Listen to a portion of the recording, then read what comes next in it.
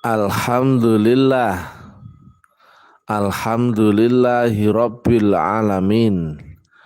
Wassalatu wassalamu ala asrofil anbiya'i wal mursalin Sayyidina wa maulana Muhammadin wa ala alihi wa sahbihi ajmain.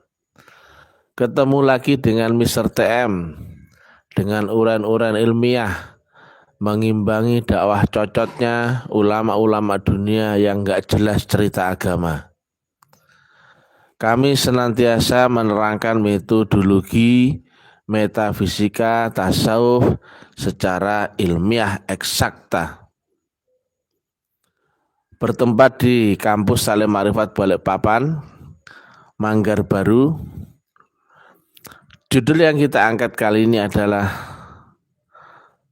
wujud Allah yang di dunia ini adalah manusia. Wow, pasti akan rame ya judulnya ya. Akan ada banyak respon ya. Banyak orang pinter-pinter soalnya. Kalau kami bodoh-bodoh, gitu aja. Saya ulangi lagi. Wujud Allah yang di dunia ini adalah manusia.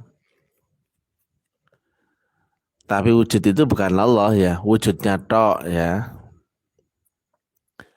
Kalau wujud itu Allah, berarti banyak orang akan menyembah manusia ya. Itu keliru ya. Yang disembah adalah Allah ya. Tapi yang dibalik wujud itu. Maka alamat menyembahmu ada kiblatnya. Jadi menyembahmu bukan menyembah angan-angan ya. Yang kau sembah jelas, arahnya jelas. Lah kalau enggak ada kiblatnya, ada yang ngiblat ke sana kemari. Akhirnya hampir semua orang yang sholat tidak tahu apa yang diingat di dalam sholatnya. Akhirnya yang teringat adalah angan-angannya sendiri.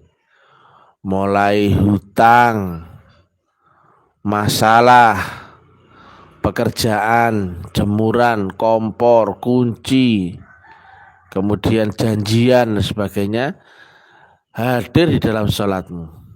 Itu keliru ya. Karena apa? Mengingat Allah itu mesti ada yang diingat loh. Jadi bukan cuma ucapan itu. Mengingat Allah berarti ada yang diingat. Apa yang diingat? Harus jelas. Coba ya 10 kepala kalau ditanya mengingat Allah pasti jawabannya beda-beda, kan aneh. Itulah karena mereka terdogma bahwasanya tidak ada lagi Rasul di zaman ini. Padahal coba ya kita telah ayat-ayat ya. Wa ma ramaita idh ramaita walakinnallaha rama. Bukan dia yang memandang Muhammad, tapi akulah matanya. Yang memandang wujudnya siapa?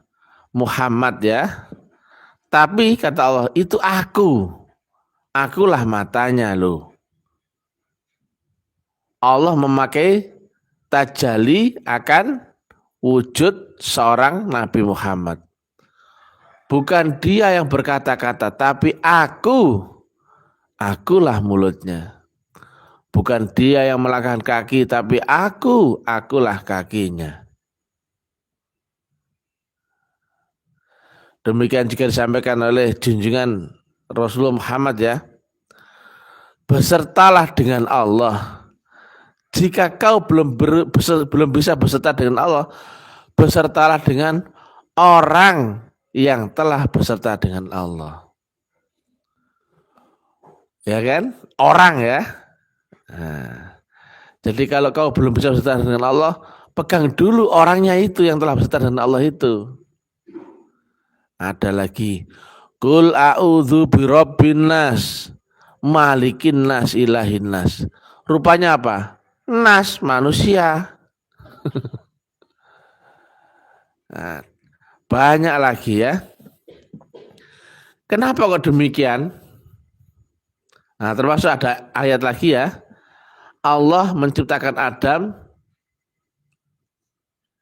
mirip-mirip atau serupa dengan dirinya. Ini kias ya. Kias ya. Tapi wujudnya adalah manusia ya. Di dunia ini ya. Karena apa? Kau di dunia dan sebagai wujud manusia. Nah, sebelum kita ngomong Allah, kita harus tahu tentang Tuhan.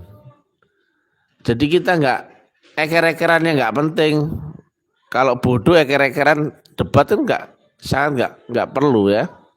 Tuhan itu apa sih? Nah, kalau saya tanya, Tuhan itu sesembahan kita, yaitu alamat kita akan berabdi, berbakti, mencintai, orientasi, tujuan, alasan,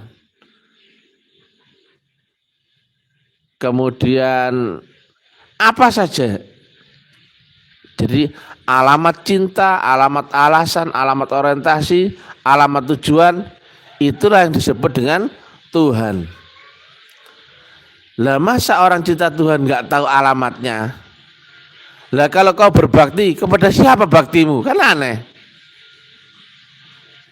Aku berbakti kepada Allah. Terus yang mana Allahmu? Angan-anganku sendiri. Akal manusia relatif nggak? Relatif lah, angan-angannya lebih relatif lagi. Masa Allah kayak gitu? Ya. Tapi wujud itu yang di dunia ya. Contohnya ya, roh ya, awalnya kan daim, kodim ya. Turun ke dunia menjadi badan jasmani, mewujud jadi ini ya, wujud manusia. Lah maha roh menjadi apa? Maha manusia atau rajanya manusia. Kan gampang. Nah makanya, tapi saat ini kau kan di dunia, jadi sangat terbatas. Itu baru kau akan ngerti saat kau menguasai teknik menembus akhirat ya, masuk ke dimensi rohmu, baru tahu antara roh dengan maha roh itu ada guru roh.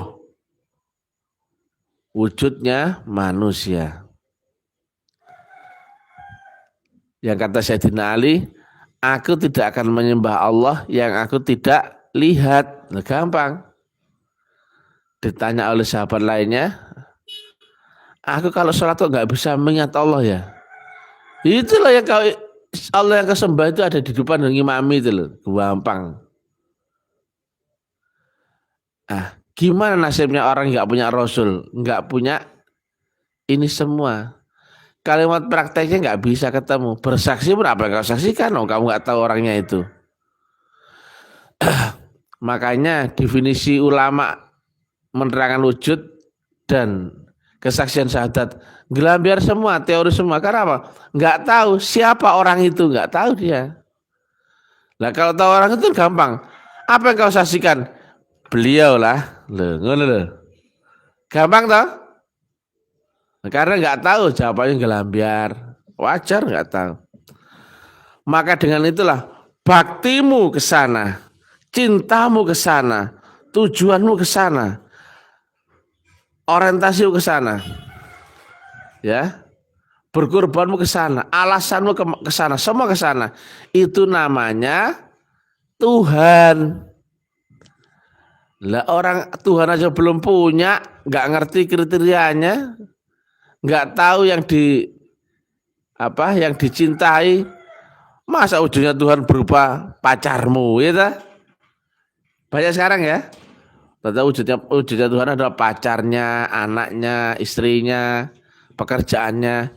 Itu yang harus dihilangkan ya. La ilaha baru akan ada illallah.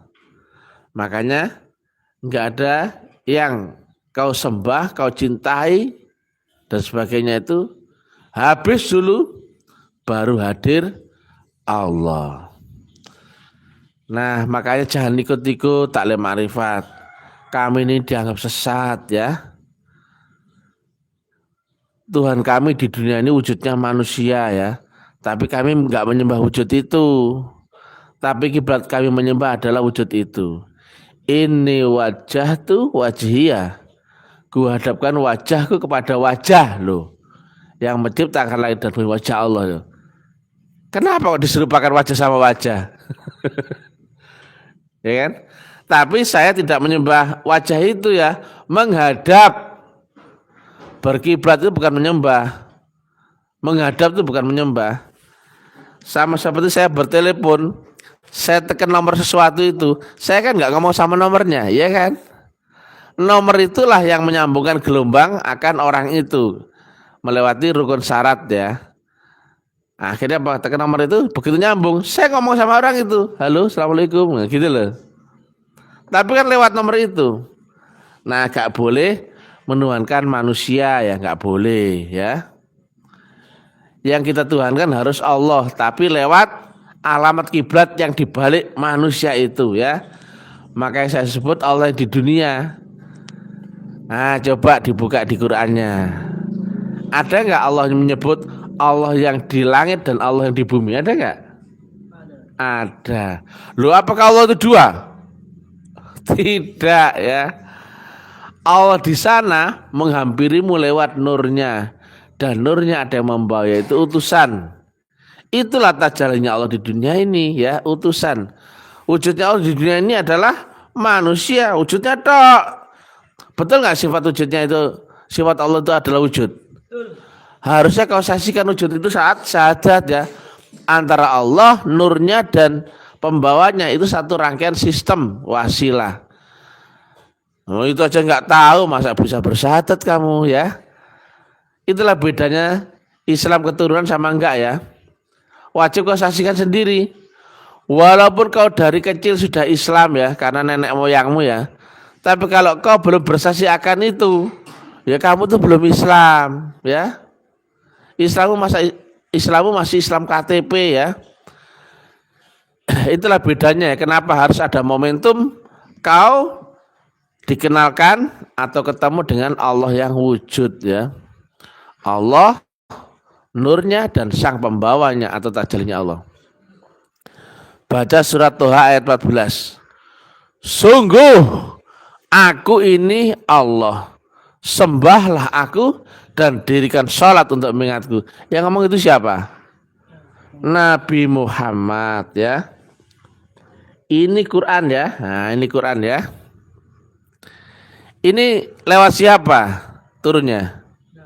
Lewat Nabi Muhammad ya. Menjadi tulisan lafal huruf lewat siapa? Nabi Muhammad. Apakah ayat-ayat turun ini berupa tulisan dan huruf ayat seperti ini? Bukan. Wahyu turun, ayat turun, firman turun itu lewat nurnya. Masuk ke dalam diri Muhammad, akhirnya tertranslate bahasa manusia ya rupa ini. Mushaf. Saya ulangi lagi ya. Firman dari mana? Dari Allah. Tapi lewat mulut siapa? Nabi Muhammad. Jelas tuh. Maka wujudnya Allah zaman dahulu adalah Nabi Muhammad. Tapi Nabi Muhammad pun bukan Allah ya. Beliau sholat pun lewat frekuensi Rasulullah. Antara Nabi Muhammad dan Rasulullah Muhammad itu juga berbeda. Nabi Muhammad, Rasulullah Muhammad dan Allah itu berbeda-beda ya. Tapi wujudnya sama enggak? Sama. Allah dibalik Nabi Muhammad, Rasulullah dibalik Nabi Muhammad. Tapi Nabi Muhammad syahadatnya bukan wa ana Rasulullah ya. Nabi pun bersaksi akan Muhammad yang Rasulullah ya. Bukan wa ana Rasulullah ya, tapi wa asyhadu anna Muhammadur Rasulullah ya. Beliau juga sholat tahiyatnya nunjuk ke depan ya, bukan begini ya. Bukan wa ana Rasulullah ya, bukan. Wa asyhadu anna Muhammadur Rasulullah. Nabi saja mengakui ya, ada Muhammad yang Nabi anak Abdullah, Ada yang Muhammad Rasulullah dan ada Allahu Subhanahu wa taala. Makanya saat Nabi Muhammad wafat, Sayyidina Umar kolaps. Kalau ada yang ngomong Nabi Muhammad mati, tak potong lehermu. Sakolo juga ya. Kemudian Sayyidina Abu Bakar menerangkan ya, sabar, sabar. Kullun nafsin dha'iqatul maut. Yang bernyawa pasti akan mati ya. Kalau yang Nabi Muhammad anak Abdullah itu ya manusia, ya ada batas umurnya, pasti akan mati. Lah yang Rasulullah Muhammad itu bukan manusia loh. Nah, karena dulunya kan menempati Nabi Muhammad wujudnya manusia. Tapi itu bukan manusia ya. Tidak bernyawa ya Rasulullah Muhammad ya. Makanya itu nggak mungkin mati. Ya. Itu aja sudah berbeda ya antara Nabi Muhammad, Rasulullah Muhammad dan Allah Ta'ala berbeda-beda ya. Jadi jangan kaget ya. Wujudnya Allah di dunia ini adalah seorang manusia. Ini wajah tuh, wajhiyah loh. Wajahmu kan wajah manusia. Wajhiyah, wajah penciptaan langit dan bumi. Kok sama-sama wajah? Wujudnya apa? Manusia. Nah kalau kamu nggak tahu siapa manusia itu di zaman ini, kau ingat apa? Blok goblok. Kalau kau nggak tahu Rasulullah min anfusikum, syahadatmu bersaksi pada siapa? Blok goblok. Tetap putus asa. Jangan semangat ya. Nah itu dia ya. Jangan ikut kami deh. Kami ini dianggap aliran sesat ya. Mengajarkan ilmu kayak gini loh. Allah itu ada wujudnya loh dan sebagainya. Ya.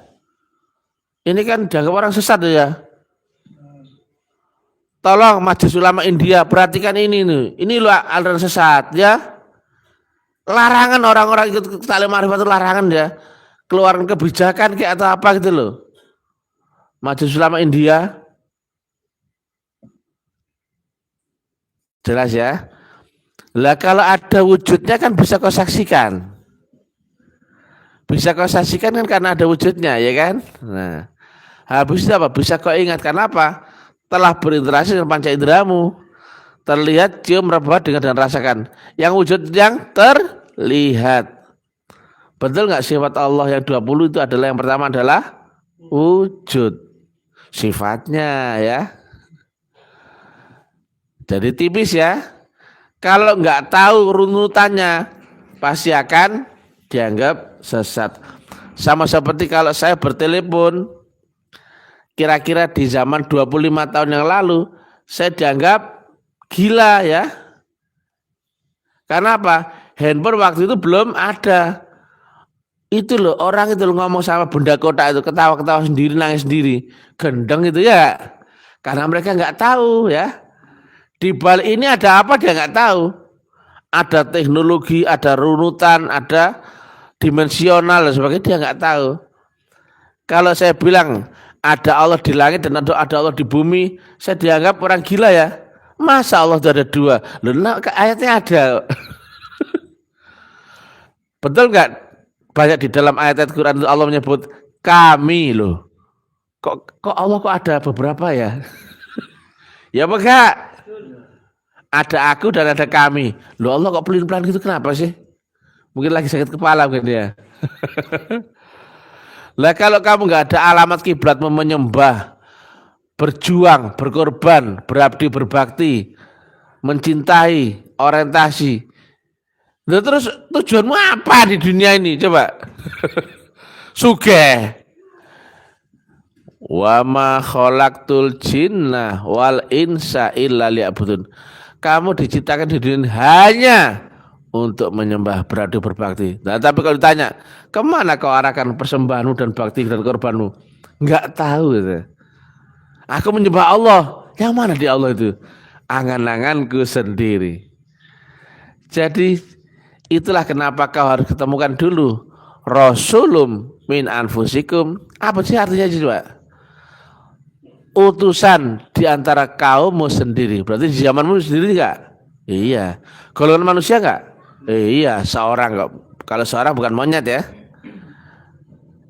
Juga bukan kaum dahulu ya. Zaman ini pun ada rasul.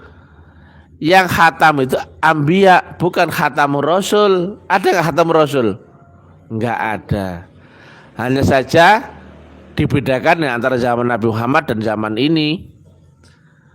Fungsinya memang rasul, tapi disebut ulama, bukan Rasulullah, bukan gitu.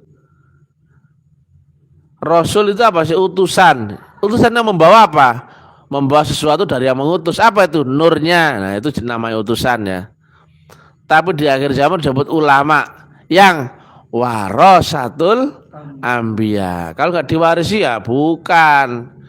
Ini kan miris ya, banyak ulama, banyak orang tuh mengiranya asal bisa nyocot, bacot, naik mimbar disebut ulama, itu pewaris Nabi. Oh, taek. Ya. Sudah di waktu apa? Di mimbar. Waktu di mimbar dia disebut ulama pewaris Nabi, betul enggak? Giliran ketahuan dia ngentu mengambil santri-santrinya. Terus gimana Pak? Ya, coba logika, banyak nggak ini ulama-ulama yang rabi 4 itu menghamili santrinya, banyak nggak? Banyak. Loh, masa ulama pewaris Nabi ada 2 sisi yang berbeda? Saat naik mimbar dia adalah ulama pewaris Nabi. Kemudian lain waktu ketemu konangan santrinya hamil 4. Yang di ruda paksa ada 10. Terus gimana? Yang awalnya kamu ngomong ulama pewaris Nabi, bukan itu, goblok ya. Ulama yang mewarisi Nabi itu adalah ulama yang diwarisi ya.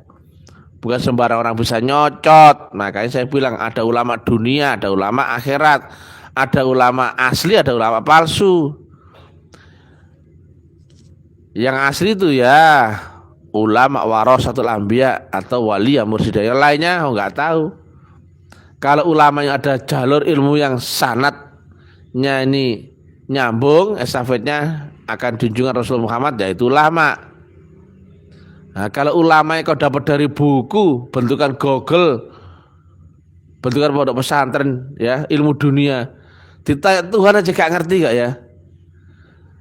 Jadi itu ya. Makanya ya saya dakwah itu tanpa basa-basi ya.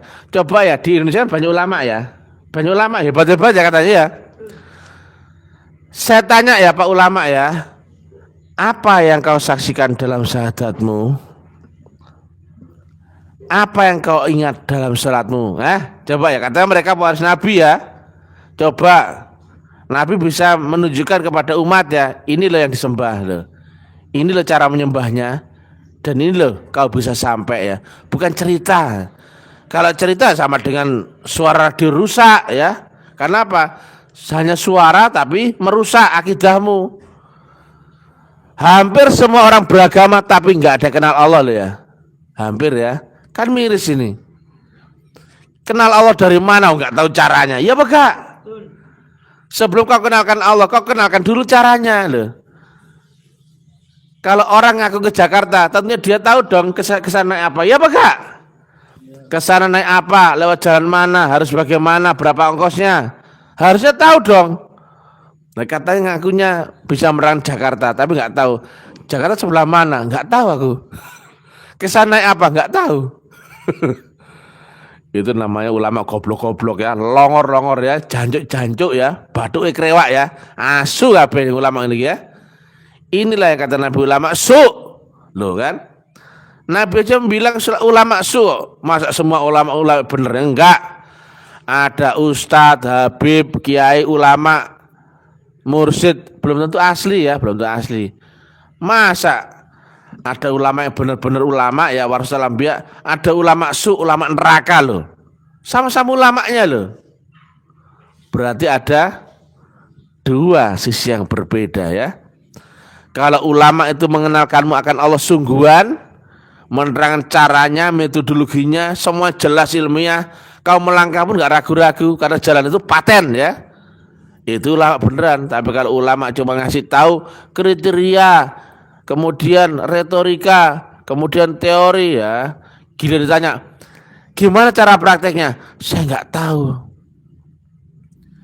Ditanya syahadat gak ngerti ya. Ditanya yang diingat dalam sholat gak ngerti. Ditanya torikoh gak ngerti. Ditanya wasilah gak ngerti. Ditanya siratal mustaqim gak ngerti. Ditanya akhirat gak ngerti. Ditanya mirat gak ngerti. Ditanya rasul zaman ini gak ngerti. Lah kowe fungsimu apa? Kecuali menyesatkan banyak manusia ya. Ulama ulama neraka di akhir zaman yang hanya cerita agama tapi iman gak sampai kerongkongan ya. Tetap putus asa, jangan semangat ya. Kita terus ya tersesat di jalan yang benar ya, menyesatkan banyak manusia ke jalan yang lurus dan benar ya. Mudah-mudahan putus asa, jangan semangat, jangan ikut-ikut taklim ma'rifat ya. Kita dukung ya orang-orang yang menganggap ini adalah sesat ya. Jangan ikut-ikut kaji di sini ya, karena Tuhannya wujudnya manusia di dunia ini ya. Jangan ya. Kamu kan jadi tetap ya, kamu pertahankan Tuhanmu tuh nggak ada ya. Biar kamu tuh sesat semuanya ya. Jangan ikut-ikut saya sesat bertuhan manusia ya, wujudnya ya. Aduh, jadi kiblat saya menyembah ada ya. Bakti saya ada. Adalah Rasul utusan di zaman saya sendiri ya. Demikian kan sama polanya di zaman Nabi Muhammad, betul nggak? Di zaman Nabi Isa sama nggak? Sama semua. Tuhan itu wujudnya adalah Rasulnya masing-masing. Tapi Tuhan bukan di situ ya. Tuhan di balik itulah ya. Jangan menuhankan wujudnya, kau akan salah ya. Nah, banyak saudara-saudara kita di Nasrani dulu kan mempertuhankan wujudnya ya. Salah ya. Yang kau tuhankan adalah Allah ya, yang dibalik wujud itu. Nah, Sang Yesus adalah pengembala domba ya. Domba artinya manusia ya. Jadi jangan sampai tersesat ya. Dan disebut juga juru selamat ya. Tidak ada seorang pun sampai kepada Allah Bapa kecuali lewat aku. Jadi pintu menuju Allah Bapa adalah lewat anak Allah ya, Yesus ya, Isa Al-Masih ya. Jadi itulah fungsinya Rasul ya, sebagai jembatan kepadamu untuk ketemu Nur, atau di dalam bahasa Nasrani adalah Roh Kudus ya, dan ujungnya adalah Allah Bapa ya. Itu semua kias. Kok Allah kok ada bapak, ada anak, gimana kayak keluarga aja? Bukan. Nah, yang kurang ajar kan umat Islam tuh menuduh yang macam-macam, itu hanya kias saja kok. Kamu tuh nggak ada ubahnya, nyembah batu aja kok ya. Ayo tunjukkan kalau Islamnya benar. Ayo, apa yang kau saksikan dalam syahadat itu goblok apa yang kau ingat dalam sholat itu goblok podo ya kok. Semua agama jika tidak memakai metodologi, tidak lewat Rasul, tidak lewat guru cahaya, belgedes ya, tetap sesat ya. Jangan pernah beriman ya, tetap kafir ya, gak kenal Tuhan ya. Jangan pernah mencari Tuhan ya. Tetap putus asa, jangan pernah semangat ya. Wassalamualaikum warahmatullahi wabarakatuh.